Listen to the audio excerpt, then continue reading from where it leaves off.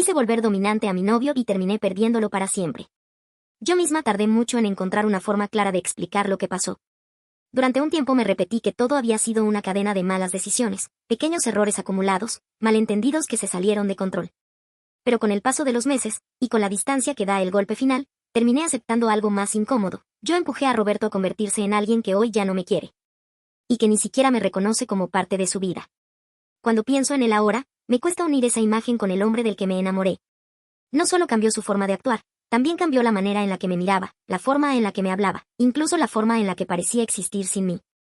Y todo empezó en un momento en el que, al menos desde afuera, nuestra relación parecía estar bien. Llevábamos casi un año juntos cuando empecé a sentirlo. Éramos una pareja estable, sin grandes sobresaltos, sin discusiones graves, sin dramas. Roberto era constante, atento, siempre disponible. Yo sabía que me quería, nunca lo dudé. También sabía que estaba pensando en casarse conmigo. No era una suposición mía.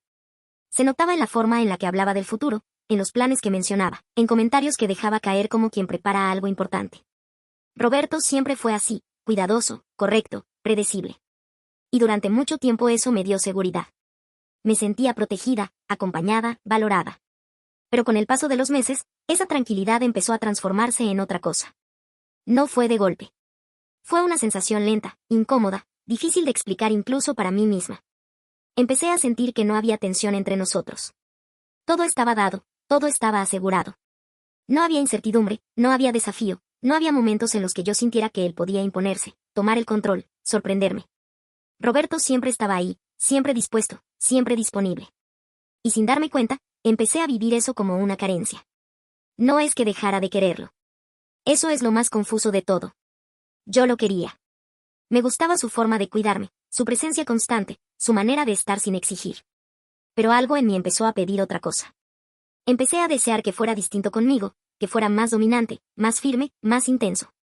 Y en lugar de preguntarme de dónde venía ese deseo, decidí que el problema era él. Me convencí de que Roberto era así porque nunca había tenido que ser otra cosa conmigo. Porque nunca había sentido que podía perderme.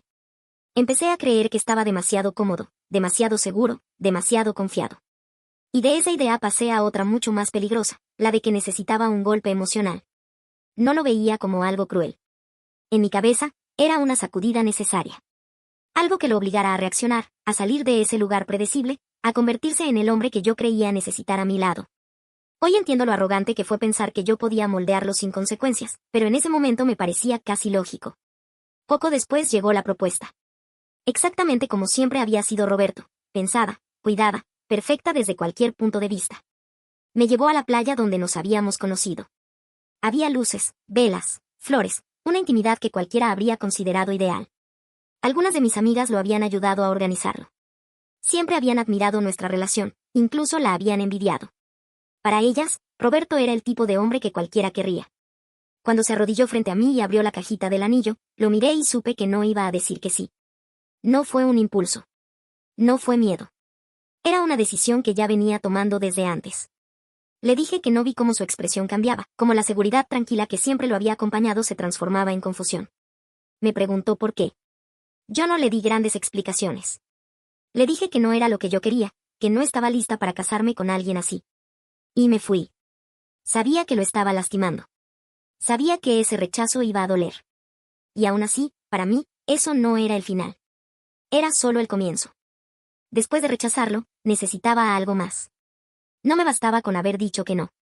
En mi cabeza, eso podía interpretarse como una duda, como un momento de inseguridad, como algo reversible.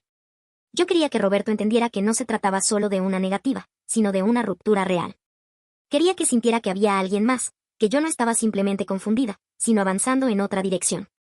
Llevaba semanas preparando el terreno. Observando, probando límites, midiendo reacciones. No actué al azar. Dentro del círculo de Roberto, uno de sus amigos, Camilo, había mostrado interés en mí. No era cualquier persona. Era alguien cercano, alguien cuya traición iba a doler de una forma distinta. Justamente por eso lo elegí. Camilo me dijo desde el principio que quería discreción, que no quería problemas, que nadie tenía que enterarse. Yo asentí, pero nunca fue eso lo que buscaba. No quería cuidado ni secretos.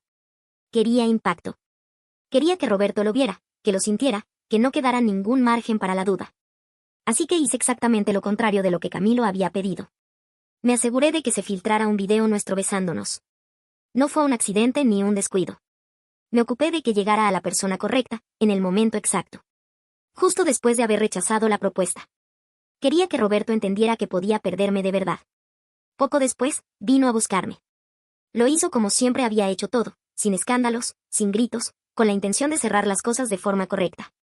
No quiso escuchar explicaciones largas.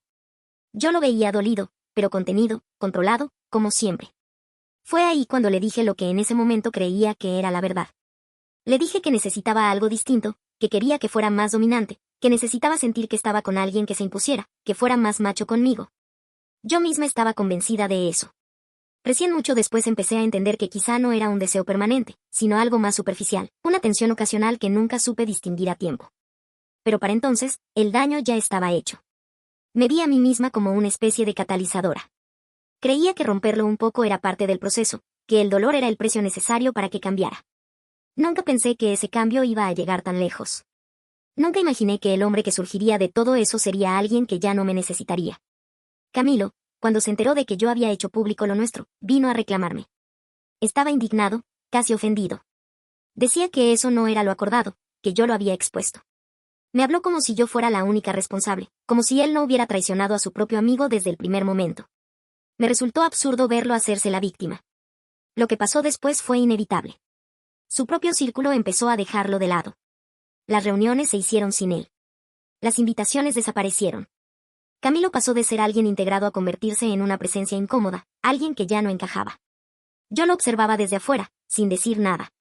Nunca lo admití en voz alta, pero una parte de mí sentía que ese aislamiento era el precio lógico por lo que había hecho. Conmigo pasó algo distinto. Muchas de mis amigas no me dijeron nada directamente, pero lo noté en las miradas, en los silencios, en la forma en la que evitaban el tema. Sabía que pensaban que había sido una tonta por rechazar a alguien como Roberto y, peor aún, por meterme con uno de sus amigos. Algunas ni siquiera lo disimulaban. Con el tiempo, empecé a notar algo más. Varias de ellas mostraban un interés nuevo por Roberto. Comentarios de más, preguntas innecesarias, una atención que antes no existía. Yo lo veía todo, pero no me afectaba como debería. Para mí, nada de eso era casual. Todo formaba parte de algo más grande. El siguiente paso era observar a Roberto. Ver si el golpe había funcionado. Necesitaba saber si el rechazo y la traición lo habían sacado del lugar en el que siempre había estado. Pasaron varias semanas en las que estuve atenta a cada comentario, a cada rumor, a cada pequeño cambio.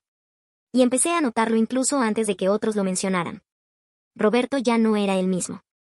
Estaba más distante, más frío, menos accesible.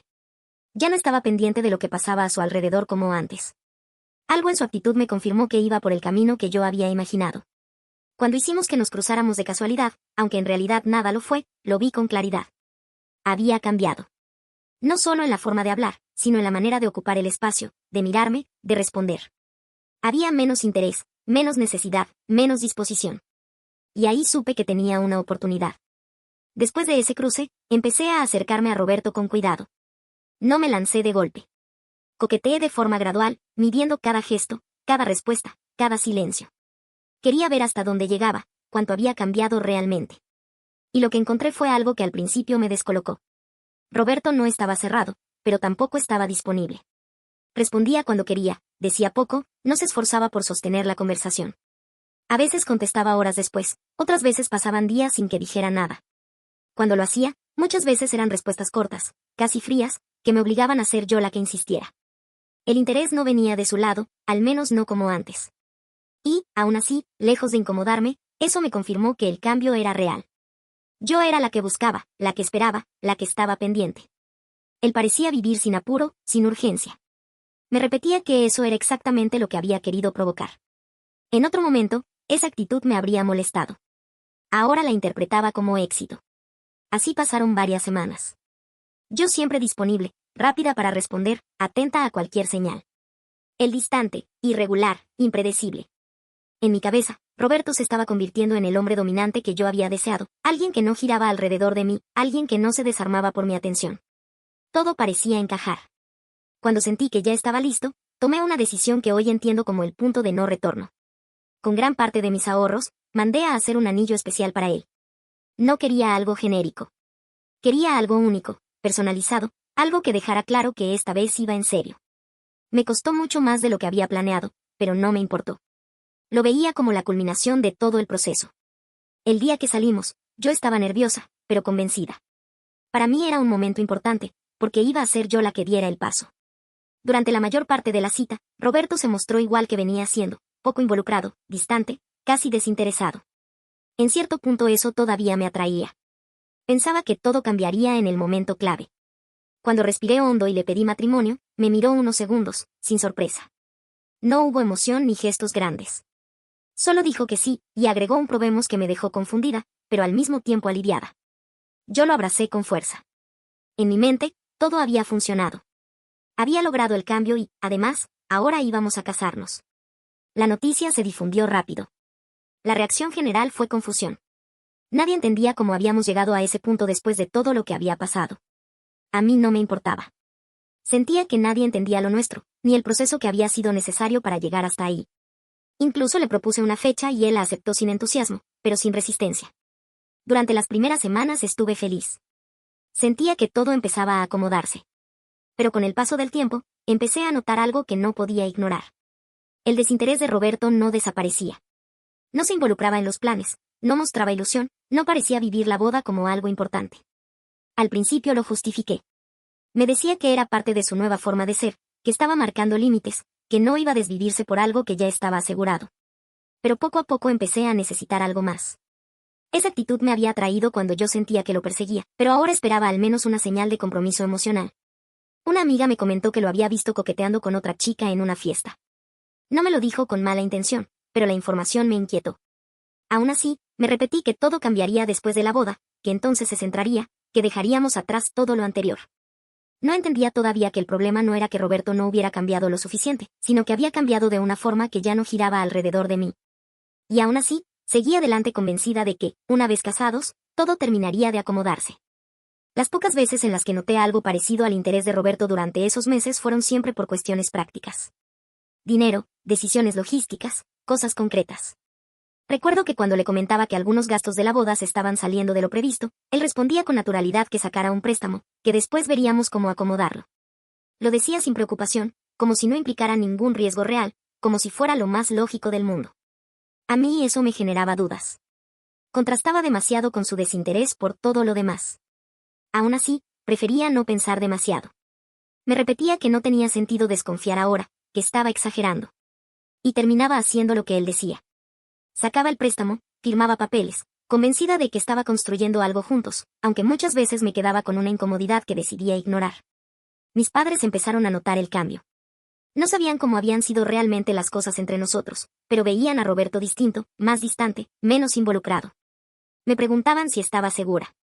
Yo les decía que sí, que había cambiado, pero que eso no significaba que no me amara. Necesitaba creerlo, incluso cuando las dudas ya no eran pequeñas. Con el tiempo, empezaron a llegar comentarios que ya no pude ignorar. Personas cercanas me decían que habían visto a Roberto coqueteando con otras mujeres. Al principio intenté minimizarlo, hasta que vi con mis propios ojos que se había besado con un par de mis amigas. Eso me golpeó de otra forma. Las confronté. Buscaba alguna explicación que me devolviera algo de control. Me dijeron que había sido él quien había iniciado todo y que, como yo antes no había puesto límites claros, no entendían por qué ahora sí.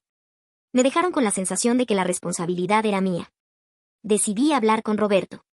Le dije que tenía que parar, que estábamos a semanas de la boda y que ya era momento de ponerse serio. En mi cabeza, después de casarnos, todo se iba a acomodar. Él iba a volver a ser el hombre correcto de siempre, solo que con esa faceta dominante que tanto me había atraído. Pero la conversación fue distinta a todo lo que había imaginado. No mostró culpa ni incomodidad. Me escuchó, se levantó y se fue diciendo que no me metiera en lo que él quería hacer. Ahí fue la primera vez que ese comportamiento dejó de parecerme atractivo.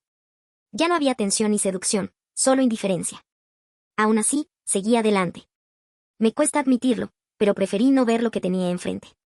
Faltaba una semana para la boda y Roberto no había participado en nada. Entonces una amiga me dijo que lo había visto entrando a un hotel con otra de mis amigas.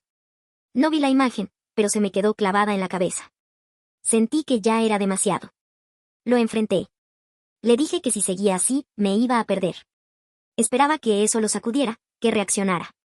Pero sonrió y me dijo que esa nueva faceta le gustaba, que o me acostumbraba o yo ya no le interesaba. Me convencí de que estaba exagerando, que solo estaba jugando a ser duro. Intenté recuperar el control y le propuse tomarnos un tiempo. Pensé que no lo iba a aceptar.